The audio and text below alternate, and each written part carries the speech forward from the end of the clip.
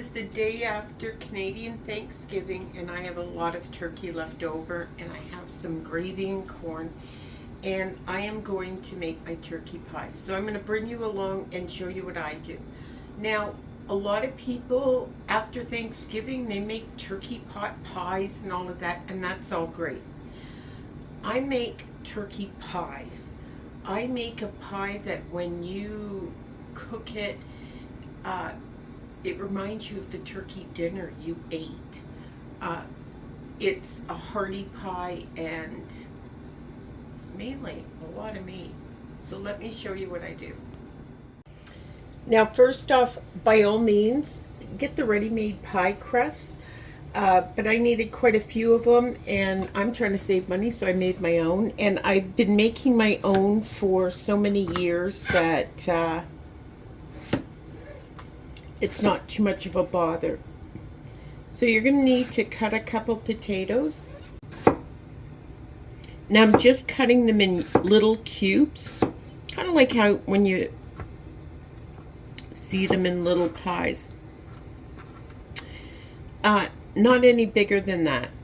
And I cut them up, and then we're just going to parboil them. Just until they're starting to get soft. If you don't do that, then when you cook your pies, you're going to have all these hard little potatoes in it, and nobody wants that. So you're just going to cook them just to soften them up a wee bit. Now, what ratios you put in is your business, but for me, this is about all I put in one pie. Not very much. Next up, you're going to need gravy.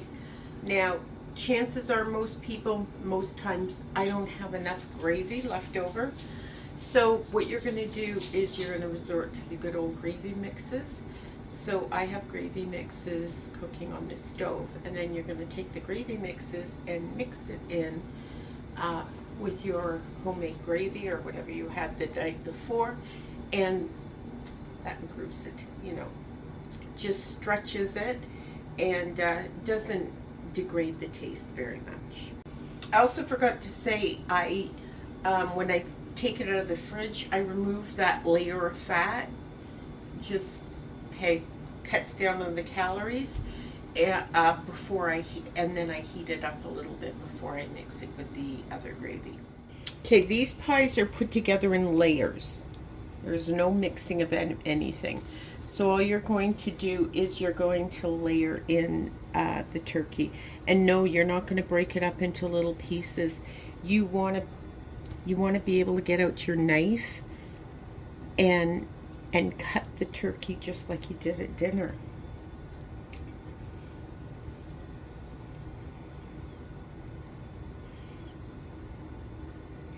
And I make sure that the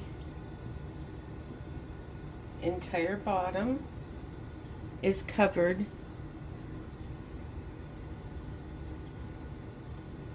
And then some.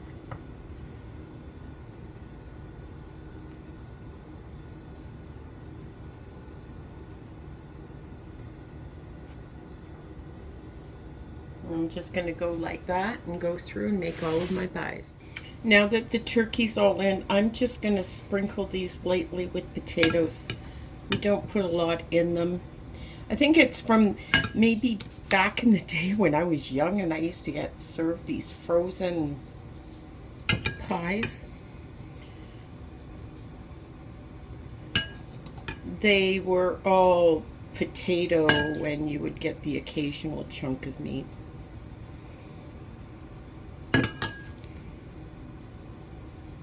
Next up, I have leftover corn. If I don't have leftover corn, I just use frozen corn. And sprinkle that all around. Next, I'm going to put some salt and then pepper, and then sage. The reason why I put sage is I put sage in my dressing. It's that taste from that dinner on your plate. that reminds you of that Christmas or Thanksgiving meal. Okay, now I just put the gravy on. And I kind of jiggle it. I want it to go right into the bottom.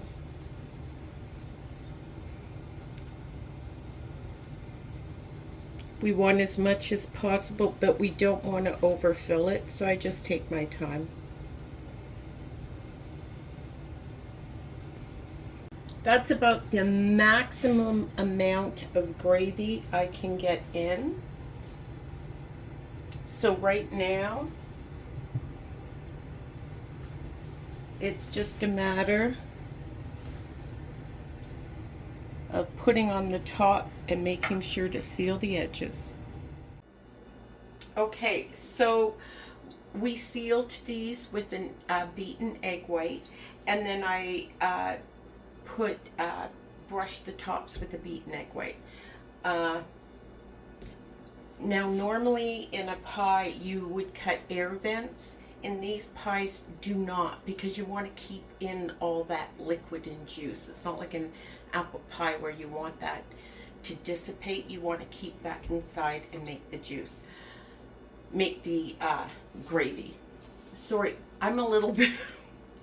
So during the course of this, I kind of swallowed a chicken bone, and I've been trying to finish the video, so I'm on my way to the hospital right now. Yeah, so I'm fine.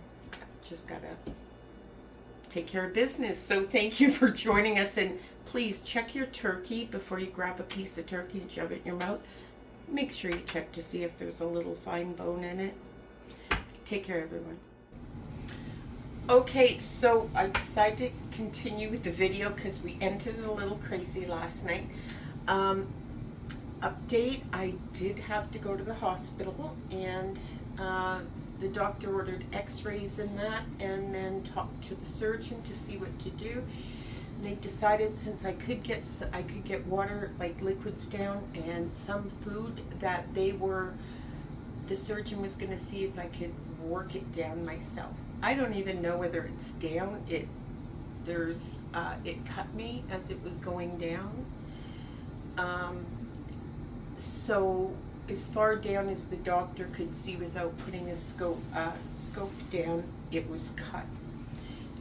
So they're going to see if I can just take care of it. So we'll see. So anyways, this has been in the freezer. So once they're done, I just wrap them in tin foil and put them in the freezer till they freeze.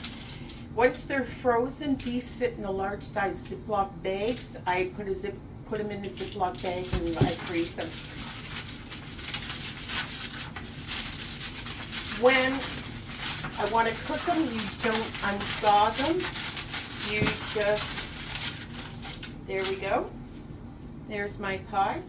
You just take it out and you put it in a 350-degree oven, and it takes about an hour and 15 minutes, an hour and a half to get really hot because it's frozen solid, right?